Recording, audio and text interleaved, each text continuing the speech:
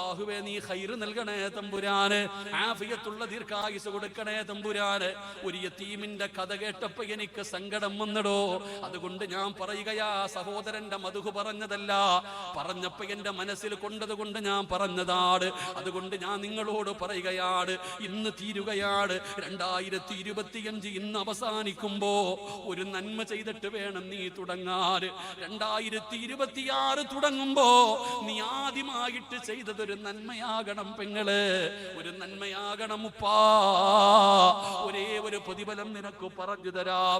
നിന്റെ പേര് വിളിച്ചു പറയൂല, നിന്റെ ഫ്ലെക്സി യതീംഖാനയുടെ മുമ്പിൽ വെക്കൂല, വാട്സപ്പിനകത്ത് നിന്റെ ഫോട്ടോയും നിന്റെ പേരും കുടുംബ പേരും എഴുതി പറയൂല. ആകെ നിനക്ക് റബ്ബ് തരുന്ന ഒരേ ഒരു പ്രതിഫലമേ ഉള്ളൂ. മരിക്കുന്ന സമയത്ത് നിനക്ക് റബ്ബ് കാണിച്ചു തരും.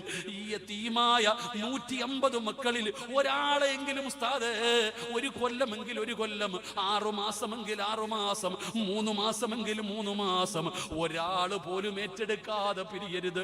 ഒരു മാസം 3000 രൂപയേ ഉള്ളൂ. പടച്ചവരെ, ഒരു മാസത്തെ ഭക്ഷണത്തിന്റെ പൈസയെങ്കിലും നിങ്ങൾ ഏറ്റെടുത്താൽ ഈ 150 മക്കള് ഹാപ്പിയാ.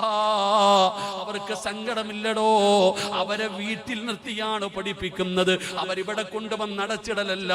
ആ മക്കള് സ്വന്തം വീടിന്റെ അകത്ത് കഴിയട്ടെ, വേണ്ടത് ഞങ്ങൾ കൊടുക്കാം. അങ്ങനെയാണ് അവരെ പരിഗണിക്കേണ്ടത്. റബ്ബേ, അർഹമായ പ്രതിഫലം കൊടുക്കണേ അല്ലാ. ആരോടും പറഞ്ഞു വെച്ചിട്ടില്ല.